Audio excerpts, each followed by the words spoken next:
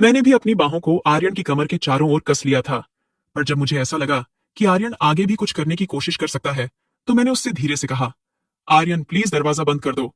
मेरी बात सुनकर आर्यन हंसते हुए बोला, इस समय यहाँ कौन आएगा? मैंने धीरे से मुस्कुराते हुए कहा, फिर भी तुम दरवाजा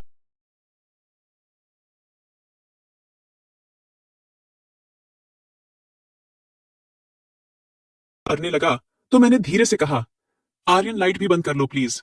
और फिर हेलो दोस्तों, आज की इस रोमांचक कहानी में आप सभी का स्वागत है। काफी देर एक दूसरे में समाये रहने के बाद जब सब कुछ हो गया तो मैंने तुरंत ही आर्यन को पीछे हटने के लिए कहा। मेरा दिल जोरों से धड़क रहा था और मेरी सांसें भी बेकाबू होती जा रही थीं। मैंने जैसे तैसे खुद को संभाला और आर्यन को मेरे कमरे से बाहर जाने के लिए कहा। वह बिना कुछ कहे सर झुकाकर मेरे कमरे से बाहर चला गया। उसके जाते ही मैं कांपते हुए अपने बिस्तर से उठी और बाथरूम की तरफ चली गई। मेरा मन उलझनों से भर चुका था। मैं यही सोच रही थी कि एक शादीशुदा औरत होते हुए भी मैंने ये क्या कर दिया। एक शादीशुदा औरत होते हुए भी मैंने किसी और के साथ संबंध बना लिए थे, और वो भी मुझसे 10 साल छोटे लड़के से। यह सब सोचते हुए मेरा दिल बहुत जोरों से धड़क रहा था। मैं जैसे तैसे बस खुद को शांत करने की कोशिश कर रही थी। जो हुआ वह नहीं होना चाहिए था, लेकिन अब ऐसी परिस्थिति में मैं और कर भी क्या सकती थी। मैंने बाथरूम में खुद को साफ किया और खुद से एक वादा भी किया कि मैं अब से बहुत ही सतर्क रहूंगी। नहाने के बाद मैंने अपनी साड़ी पहनी, अपने बालों को ठीक किया और अपने बिस्तर पर जाकर लेट गई। पूरे दिन की थकान और उलझनों ने मुझे इस कदर थका दिया था कि मैं कब सो गई मुझे पता ही नहीं चला। रात के करीब 12 बजे हमारे मैनेडोर की घंटी बजी। मैं हड़बड़ा कर उठी और घड़ी की तरफ देखा तो घड़ी में 12 बज रहे थे। मैं जल्दी से दरवाजे की ओर बढ़ी और दरवाजा खोलते ही मैंने देखा कि सामने भावना खड़ी है और उसके साथ उसका छोटा बेटा चिराग भी है, जो लगभग 10 साल का था। भावना दीदी हमारी पड़ोसन है जिसे हमारे घरेलू संबंध हैं। मैंने हड़बड़ाकर पूछा, भावना दीदी, आप इतनी रात को यहाँ क्या कर रही हो? सब ठीक तो है ना?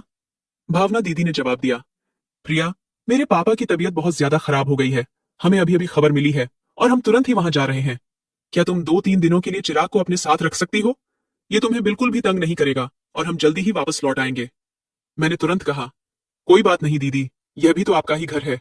आप बेफिक्र होकर जाओ और चिराग की बिल्कुल भी चिंता मत करो। मैं इसका पूरा ध्यान रखूंगी। भावना दीदी ने चिराग को मेरे पास ही छोड़ दिया और जल्दबाजी में चली गई। मैंने दरवाजा बंद कर लिया और चिराग को लेकर अंदर आ गई। मैंने चिराग के लिए टीवी ऑन कर दिया और उससे पूछा, चिराग क्या तुमने खाना खाया है? वो बोला, नहीं आंटी, अभी नहीं खाया है। मैंने मुस्कुराते हुए कहा, अच्छा तुम तब तक टीवी देखो, मैं अभी तुम्हारे लिए खाना लेकर आती हूँ। मैंने खाना गर्म करके टेबल पर रख दिया और चिराग को खाना परोस दिया। चिराग खाना खाने लगा और मैं भी उसके पास वाली कुर्सी पर बैठ गई। आर्यन ने अभी तक खाना नहीं खाया था और मैं खुद उसे बुलाने नहीं जाना चाहती थी। मुझे पता था मैं उससे आंखें भी नहीं मिला पाऊंगी। मैं यही सोच रही थी कि जो कुछ भी हुआ उसमें किसकी गलती थी, मेरी गलती थी या फिर आर्यन की गलती थी। कुछ देर बाद मैंने आर्यन के कदमों की आहट सुनी और उसके कदमों की आहट सुनकर मैं अपने विचारों से बाहर आ गई। मैंने बिना उसकी ओर देखे उससे कहा, आर्यन तुम भी खाना खा लो, मैंने खाना गर्म कर दिया है।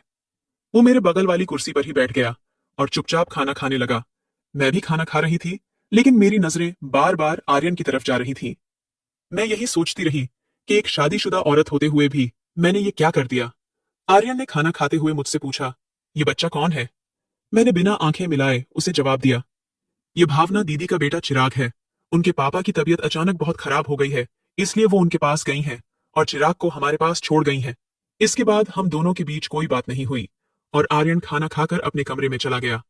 मैंने सारे बर्तन उठाए और किचन में रख दिए, फिर चिराग को लेकर अपने कमरे में चली गई और दरवाजा अंदर से बंद कर लिया। मैंने चिराग को अपने साथ ही लिटा लिया, क्योंकि वो एक छोटा सा बच्चा ही तो है। अगर मैं उसको अलग लिटाती तो शायद रात में उसको डर लगने लगता। चिराग मेरे बेड पर ही लेटा था और जल्दी सो भी गया, लेकिन मैं जाग रही थी। शाम की थोड़ी देर की नींद के कारण अब मुझे नींद नहीं आ रही थी। आज का दिन मेरी जिंदगी में एक नया मोड़ ले आया था। मेरे दिल और दिमाग के बीच लड़ाई चल रही थी। दिल कह रहा था कि आज जो भी हुआ है वह सही हुआ है, जबकि दिमाग इसे गलत ठहरा रहा था। मेरा दिल तो यही भी कह रहा था कि एक शादीशुदा औरत होते हुए भी मैं एक अधूरी सी जिंदगी जी रही थी, और अगर किस्मत ने मेरे लिए कोई रास्ता खोला तो इसमें क्या बुराई है। मैं अपने इन्हीं ख्यालों में खोई हुई थी कि अचानक से मेरे कमरे के दरवाजे पर दस्तक हुई।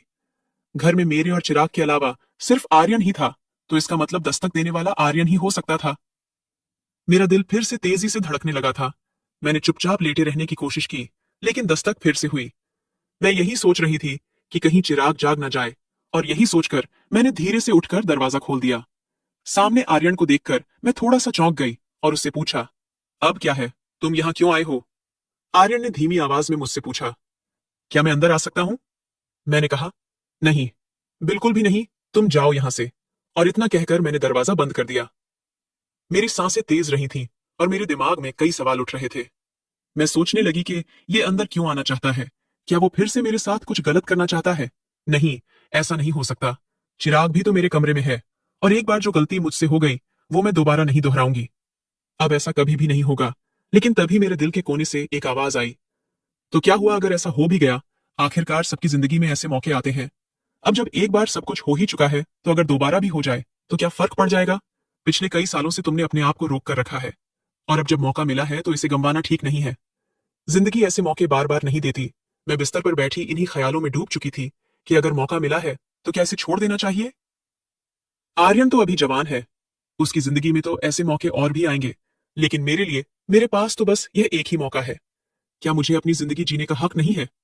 मैं इन्हीं विचारों में उलझी हुई थी। मेरे दिल और दिमाग के बीच जंग हो रही थी।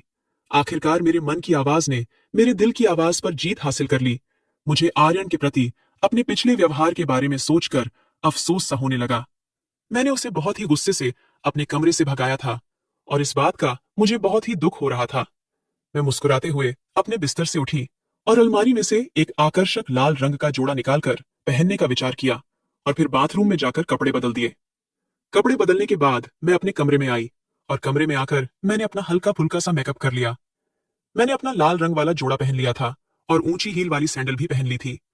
मैं बहुत ही सुंदर लग रही थी, और मैं यह सोचकर मुस्कुरा रही थी कि अगर आर्यन मुझसे नाराज भी हो गया होगा तो वो मुझे इस तरह देखकर बहुत ही खुश हो जाएगा। मैंने देख लिया था कि चिराग गहरी नींद में सो रहा है। मैंने धीरे से अपने कमरे की लाइट बंद कर दी और दरवाजा बंद करके सीढ़ियों से ऊपर चली आई। मेरा दिल जोर जोर से धड़क रहा था। जब मैं ऊपर पहुंची तो मैंने देखा कि आर्यन के कमरे का दरवाजा खुला हुआ है और अंदर से हल्की हल्की रोशनी बाहर आ रही है। जब मैंने अंदर जाकर देखा तो आर्यन वहां नहीं था। तब तक मुझे पीछे से किसी के कदमों की आहट सुनाई दी। जब मैंने मुड़कर देखा तो वहां आर्यन खड़ा था। जब आर्यन मेरे करीब आया तो मैंने